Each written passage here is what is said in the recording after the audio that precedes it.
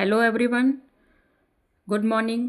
बच्चों, मैं आज फंडामेंटल राइट्स मतलब मूल अधिकार की क्लास लेकर आई हूँ जो सभी एग्ज़ाम में बहुत ज़रूरी, यहाँ से क्वेश्चन आते ही हैं, चाहे यूपीएससी हो, पीसीएस हो, आरओ हो या कोई स्टेट एग्ज़ाम्स हों, सब में आते हैं यहाँ से क्वेश्चन। तो इसलिए ध्यान दीजिएगा, मैं बहुत ही शॉर्ट वे में समझाऊँगी आप लोगों को। ठीक है, चलिए स्टार्ट करते हैं। फंडामेंटल राइट्स मतलब मूल अधिकार, ये 12 से 35 में भाग 3 में संविधान में दिए गए हैं और इनका स्रोत अमेरिका से लिया गया है। ये न्यायोचित हैं और इनको मैग्ना कार्टा भी कहा गया है और इनका उद्देश्य है भेदभाव के आधार पर गारंटी, ठीक है, समानता बनाए रखना, सम्मान के लिए राष्ट्रहित और राष्ट्रीयता को भी इसमें समाहित किया गया है। और मेन उद्देश्य इसका एक ही है कि समाज में संतुलन बनाए रखना और हमारी स्वतंत्रता बनाए रखना। ठीक है, तात्पर्य इसका यह है कि लोकतंत्र आदर्शों की उन्नति, देश में व्यवस्था, नागरिकों की आज़ादी की सुरक्षा करते हैं और कानून की सरकार बनाते हैं और तानाशाही को मर्यादित करते हैं। ठीक है, इनका मूल क्या है? व्यक्ति का चहुमुखी विकास करना। यहाँ से भी क्वेश्चन आता है, व्यक्ति का चहुमुखी विकास मतलब कौन सा?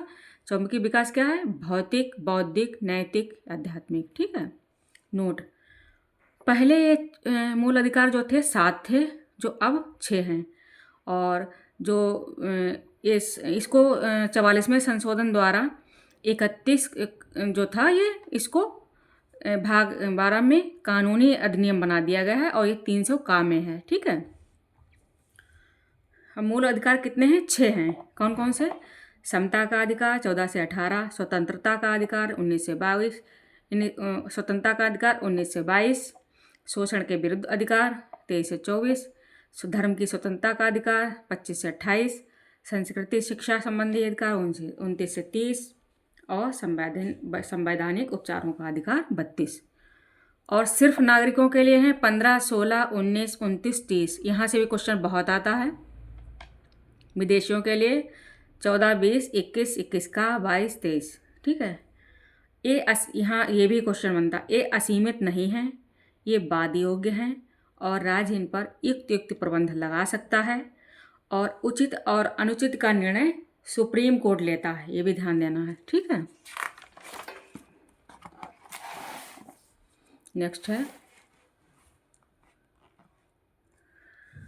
समता का अधिकार। समता के अधिकार 14, 15, 16, 17, 18 इसमें समाहित हैं। तो इसमें 14 में है विधि के समक्ष समता और विधियों के समान संरक्षण। विधि के समक्ष समता जो है इंग्लैंड से लिया गया है और विधियों के समान संरक्षण ये अमेरिका से लिया गया है। 15 में धर्म, मूल, वंश, लिंग, जन्म के आधार पर विभेद नहीं किया जाएगा और 16 में लोक नियोजन के अवसर की समता है और 17 में अस्पृश्यता का अंत है।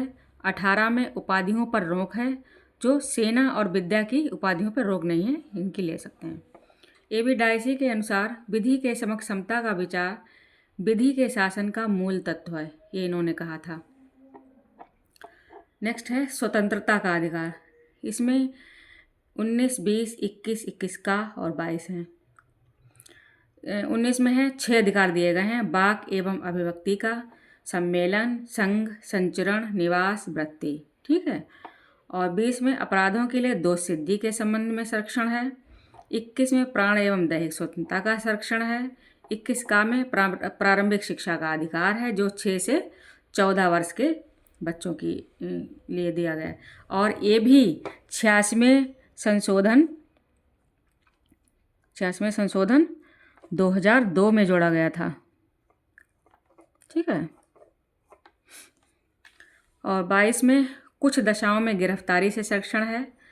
नोट, यहाँ ये भी पूछ लिया जाता है विदेश यात्रा का अधिकार किसमें है, झंडा फहराने का अधिकार किसमें है।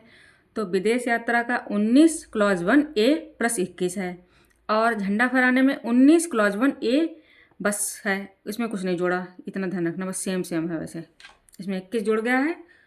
ठीक, नेक्स्ट है शोषण के विरुद्ध अधिकार। शोषण के विरुद्ध अधिकार में 23 और 24 हैं, जिसमें 23 में बालाश्रम निषेध है और 24 में कारखानों में छोटे बच्चों के लिए नियोजन का प्रतिषेध है। और धर्म की स्वतंत्रता का अधिकार ये 25, 26, 27, 28 में दिए गए हैं, जिसमें 25 में अंतःकरण धर्म को मानना, आचरण करना, प्रचार करना सब दिया गया है। इसी में कृपण रखने का भी अधिकार है, यहाँ से भी क्वेश्चन आ जाता है।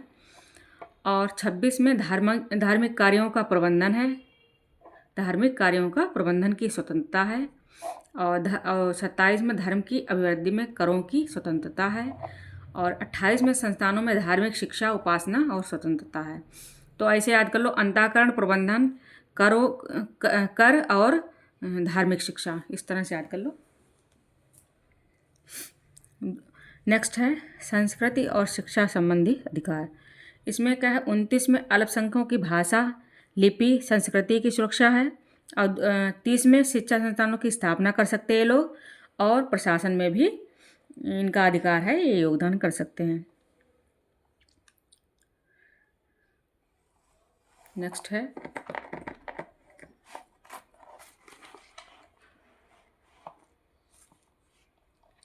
है संवैधानिक उपचारों का अधिकार, ये 32 में है। इसमें मूल अधिकारों को परिवर्तित कराने के लिए सुप्रीम कोर्ट जाने का अधिकार है।